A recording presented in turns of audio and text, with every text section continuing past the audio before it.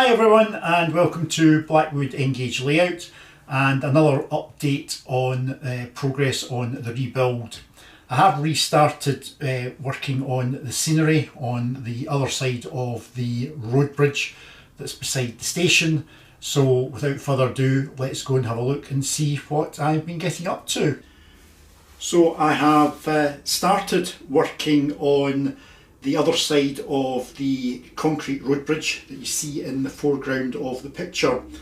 And the first work that I have undertaken is to complete the track painting and ballasting along to the junction which is towards the top right of the picture. If I can actually zoom in, you might be able to see that a little bit better. So the track wasn't totally completely painted. It was partially painted and I've now completed that. I've also now completed the ballasting as well. So it takes me up to the junction, which is just off the shot that you're currently looking at. At the same time, you'll see I've put the cable trunking in along the outer track. And I've also sat in the 3-aspect signal, which is just to give me an idea as to where the scenery is all going to be going in relation to that signal, how much room I've actually got. If I come back out again, you will obviously notice there are a number of wooden blocks. These have been glued onto the top of the baseboard, and in front of each block you'll see there is a right angled bracket. Now that is to carry a removable backscene. I decided I wanted a curved backscene, and I also wanted it to be removable for various reasons. One is if I want to eventually, I may well put on an actual photograph or photographic backscene onto the actual backscene itself, onto the hardboard or the plywood backscene that I've actually made. So I'll stick the backscene in and that'll give you an idea as to what that actually looks like. So this backscene that I'm just putting in is just made out of plywood, and it just simply slots in between the wooden peg at the back and the metal angle iron at the front, the bracket at the front. It is just 3mm plywood, and to get it malleable enough to actually bend round the corner, it's just a simple case of scoring the back of the plywood, because the plywood is obviously very, very thin. It's only 3mm thick, and that allows you to bend it. Now you will see there is a fixed section of backscene here. That's just over the tunnel mouth at the top of the helix. That won't be removable, that is actually glued in already. It's just the curved section that is removable. The other thing that I've also done is I've taken the opportunity to drill all the holes for the catenary masts that are going to go around the track. It's much easier to do it when you've got plenty of room to get a drill in. So they've all been drilled, and what I'll do is I will put those in, and it'll give you an idea as to what that looks like. With the catenary masts in, you can see that the scene is beginning to build. There's still a bit of track work to be done. For example, the catch pits for the drainage channels that run along the track, they've still to be put in. And obviously the track itself is to have a bit of weathering done, because obviously the white concrete looks very, very new.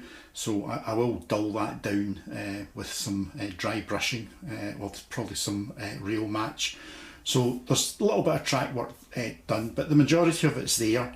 You can start to see obviously the catenary mast, the signal, and you start to get the feel of what this area is going to look like. Now some of you may be wondering, well, what's going to go behind the catenary masts up to the backboard? Well, that's actually going to be a rock face. There is a rock face on the other side of the road bridge, so that rock face would seem natural that it probably carries on round this corner. How far along the corner it will go, I've not quite decided, but certainly it will go at least halfway round the corner. And obviously between the back of the rock face and the backboard, that will obviously probably be some sort of hillside, and that will be done with static grass. So the area will change, and it will start to evolve over the coming weeks.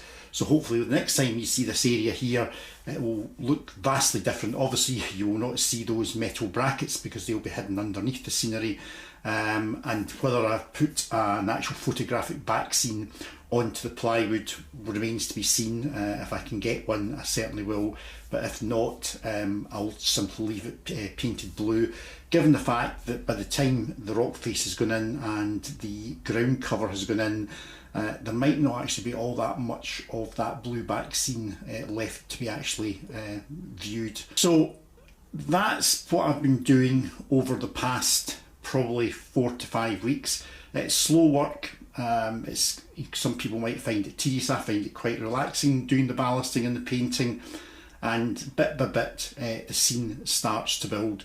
The one other thing that I have done is the signal that I showed in the last episode, which is round the back of the layout, which the camera can't pick up. That has now been wired in properly.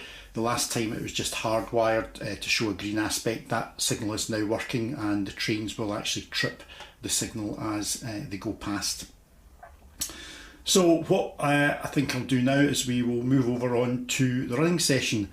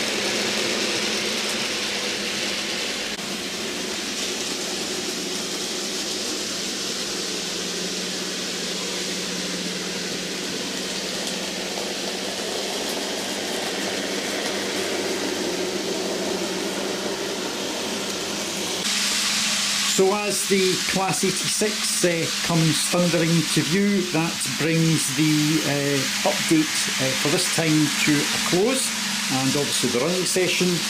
I will be at Model Rail Scotland this coming Friday, that's the 21st of February, so please say hello if you see me wandering about. But many thanks for tuning in to this latest update on the layout, and I will catch you all very, very soon. Thanks for watching. Bye.